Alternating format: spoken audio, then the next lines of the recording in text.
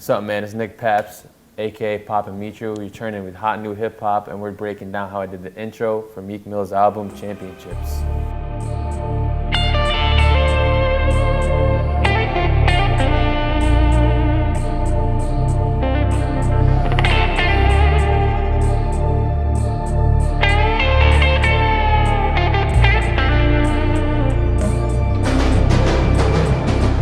So I first started making beats when I was around 16, 17. I used to engineer, I used to play guitar, but I think beats is my thing, and you guys are ready to hear some fire. I started playing guitar when I was about 13, took lessons for about 4 years, and then I wanted to go to school for it.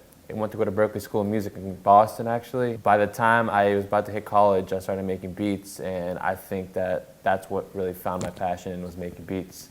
So I stuck with it, and here I am now with hot new hip hop. The first beats I used to start making was like J. Cole, like old classic type beats. And then I started to really like the 808s, and I just really fell in love with the 808s, and now all my beats just, I want to make sure they hit hard and make sure you're in your car and you blow your speakers. So I've started off in FL Studio. I actually use number 10, and to this day I still use number 10. I got found on Instagram actually while I was in college. Meek liked one of my videos, and I wasn't even like sure if that was real. And then I got a phone call saying they wanted to sign me, so I just flipped my desk, ran out the classroom, and I thought I was done with college. I started making beats on YouTube, and then I used to get like 100,000 of views, and sometimes I even got millions, and it was literally only the Meek type beats. So I'm like, this obviously means something. Meek, like, sometimes I'll cook up on the spot for him. Sometimes he'll just tell me to play a pack of beats for him. Usually the energy he wants is like, it's usually like, depends on how he's feeling that day. If he wants to do some pain, if he wants to do some hard 808 that's gonna knock the clubs up, it's usually different. Like, it just depends on how he's feeling. I did the wins and losses intro too, but this intro is definitely a lot different than that one, and I actually did this one on spot with Meek, because I actually had a previous version in 2016 that we did, and it was with the Phil Collins intro sample, and he told me, yo, can you flip that again? So I said, yeah, let's do it. He's like, I'm gonna sit down right here with you and I'm gonna do it. So we did it, and it was dope, and then the next day I went in the studio and added like my touch-ups, because I was like actually by myself, got to like really focus, no pressure, and it just came out as history. The first thing I did was I had the sample, the classic Phil Collins, In the Air of the Night. So kind of started like this. And then, you know, the classic. And then I added the vocals, and I didn't have the acapella, so I kind of had the vocals a little bit down so it didn't overpower everything. So if I play from the vocal standpoint right here, and we added like a little bit of reverb to give it more ambience. Right now I have everything muted, so what I did was I put the pitch up on the sample.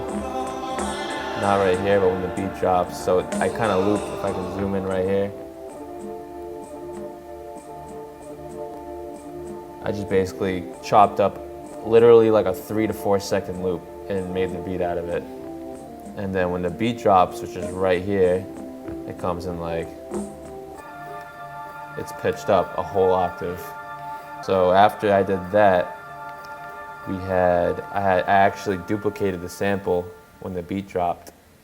So I think this one is this one's the same octave that the original sample is, and then the other sample is an octave higher when the beat drops. So if you put it together, it sounds like this.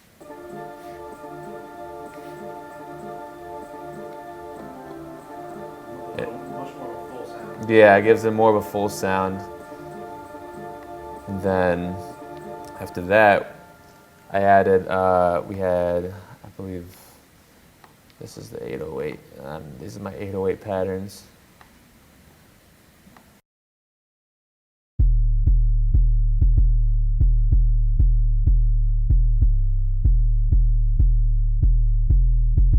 When the 808s come in, you just gotta, it's really about the 808 you choose. You gotta make sure that 808 is just on point. You gotta make sure that 808 is beefy.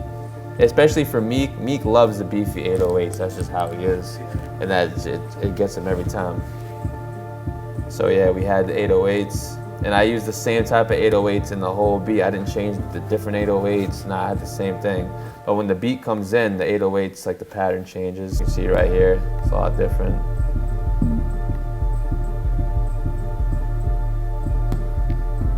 And then after that, I usually start with my 808s always first, because you want the 808s, the note of the 808 matches, like it matters a lot too, because if you have it at such a high octave, it's not gonna sound right. You want to have that perfect note of an 808.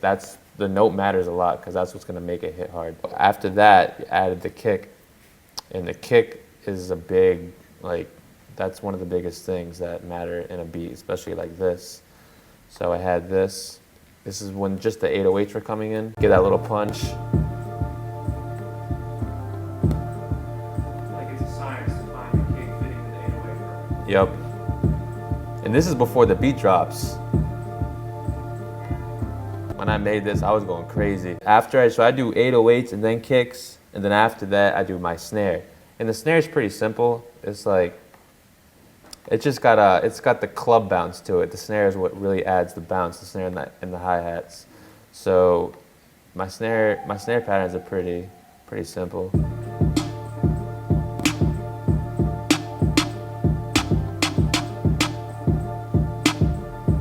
I got a little snare roll right here. You guys can see. So then the hi-hats is also very important. So this is the basic trap hi-hat that a lot of producers use.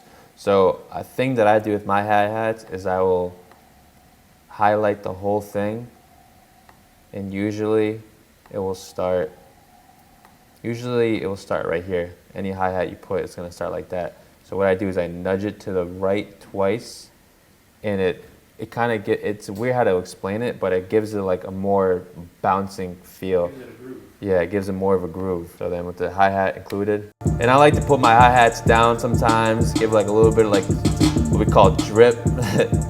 That's what we call it.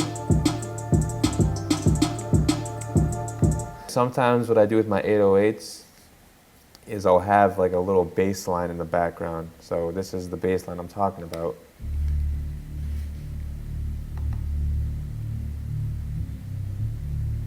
And what I did is I actually used Nexus. And Nexus is like the OG plugin. All producers know that. I used Chord Lead 3 from Single Layer. So if you hear just the 808, that's just the 808 by itself. But add the bass line in it, it just sounds like mean. So then after that, what else did we do? We added the, after that was all completed, I added like little things. So I added, this is an open hi-hat. So I put the open hi-hat with the kicks. So the first kick has an open hi-hat, and then like the, I think it's like this 9th kick or 10th kick. Nah, yeah, it goes like that. So it just adds more of a punch to it, to the kicks. You don't want to have like, producers sometimes they might overthink that and they'll put like kicks like open hi-hats everywhere. It's just too much. The key to producers, I think, it's the simplicity is key. That your biggest records are going to come out if they're simple. Because you have too much going on, there's not going to be enough room for vocals. So we had that, and then we added the tubular bell, and that's what I'm really known for, is my bell. So the bell is like the church bell, we call it. So we add that in there. Yeah, exactly.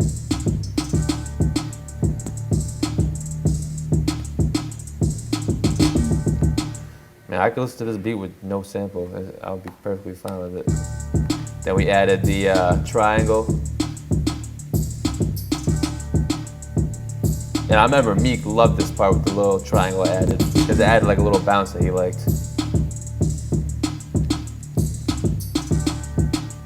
So that was basically it for drums. So we got a triangle, a bell, open hi-hat, a bass line, a kick, an 808, a hi-hat, and a snare. Those are basic things in a beat. And then, so we had the sample, and then we actually had Andrew, because I hit him up, because he's super talented. He plays guitar, he sings, he plays like all the instruments. So I told him to add some sauce to it, and he played guitar. He did a few other things too. So if I add what he had in it, it just makes it. But actually a big portion, something that was actually very iconic in this beat, is something that I added actually right here, which is the classic. Yeah. Must have. Yeah. That is like the biggest thing. That's what gives it away, really, besides the vocals. So I had Andrew come in and play some guitar, and I can play that part right here.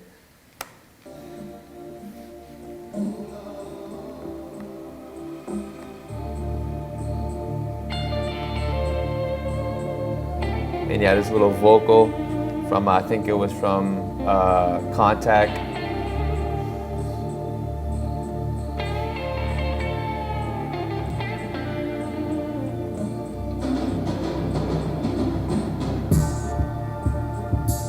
And you hear this vocal right here? Yeah.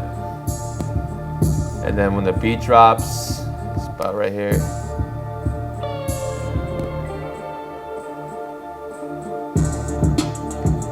You can hear that little guitar he added.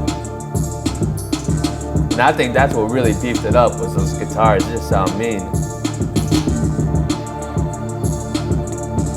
It's chords.